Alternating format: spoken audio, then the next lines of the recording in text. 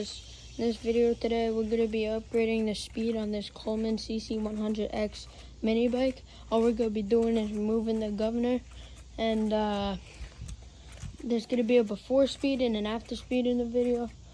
I hope you guys enjoy this video. Please, if you haven't already, like and subscribe.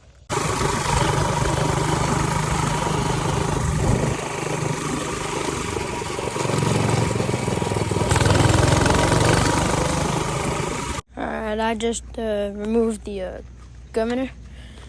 Yeah. Alright, let's see. This goes a lot further down. Let's see how fast this thing could go now. Alright.